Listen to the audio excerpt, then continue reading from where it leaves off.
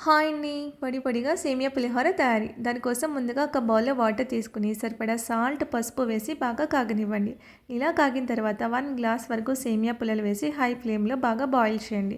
ఇలా 70% కుక్ అయిన తర్వాత ఒక దాంట్లోకి వడకట్టుకొని వెంటనే చల్లని వాటర్ వేసి పక్కన పెట్టుకోండి. నెక్స్ట్ కడాయిలో ఆయిల్ వేసుకుని ఆయిల్ హీట్ అయ్యాక కొద్దిగా వేరుశనగుళ్ళు వేసి బాగా ఫ్రై చేయండి. అందులోని ఆవాలు, జీలకర్ర, పచ్చిశనగపప్పు, మినపప్పు, 2 ఎండుమిర్చి వేసి బాగా ఫ్రై చేయండి. ఇవి బాగా ఫ్రై అయిన తర్వాత కొద్దిగా జీడిపప్పు పలుకులు వేసి ఫ్రై చేయండి. నెక్స్ట్ అందులోనే 2 పచ్చిమిర్చి చీలికలు, కొద్దిగా అల్లం తరుగు, 2 రెమ్మల కరివేపాకు వేసి బాగా ఫ్రై చేయండి.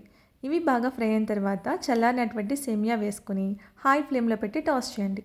నెక్స్ట్ అందులోనే సరిపడా సాల్ట్ వేసి బాగా ఫ్రై చేయండి. ఇలా ఫ్రై అయిన తర్వాత స్టవ్ ఆఫ్ చేసుకుని సరిపడా నిమ్మరసం వేసుకుని బాగా కలపండి. ఫైనల్గా పైన కొత్తిమీర వేసుకొని సర్వ్ చేసుకోండి. పిల్లలకి చాలా బాగా నచ్చుతుంది. తప్పకుండా ట్రై చేయండి. Thank you.